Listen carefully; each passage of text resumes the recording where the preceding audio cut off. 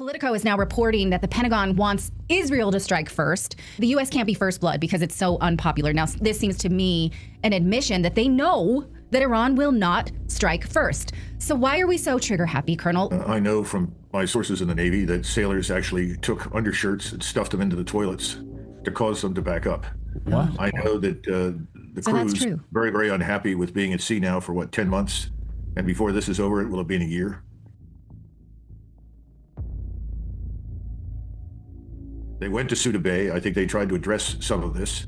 And now they've pulled out of Suda Bay after, 48 hours or a little more than that to repair things. But you're talking about something else that's hugely important. I don't want to go into great detail, but logistics in the region is very problematic right now. Places we formerly were able to utilize, we can't because of the Huckabee interview, frankly.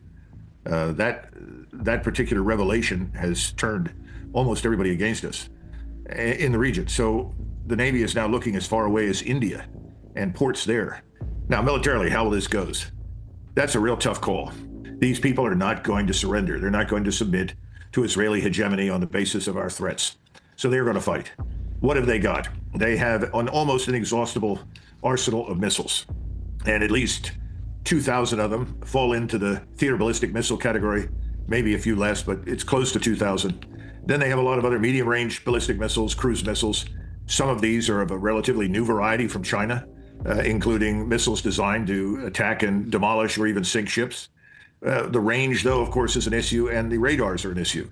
We know that the Chinese have provided some very new state-of-the-art radars that theoretically can look out to 420, 430 miles and even identify stealth aircraft at that range. The real question is, how tightly integrated are these air defenses? How much experience is on the ground? I'm told there are hundreds, maybe as many as 2,000 Chinese on the ground in Iran helping the Iranians. Wow. I would think that that's necessary because you can't deliver some of the technology that's come in within the last few weeks and expect these people to be able to do it. Now, we have Americans in F-16s flying for the Ukrainians, not in U.S. uniform, but they have gotten permission from the National Command authorities to go over there and fly these aircraft on the west side of the Dnieper. I would not be surprised if there are not some Chinese pilots on the ground ready to climb into the cockpit and fly some of the new aircraft that are being delivered to Iran. I think large numbers of these ballistic missiles in particular are going to get through, and they're going to do enormous damage.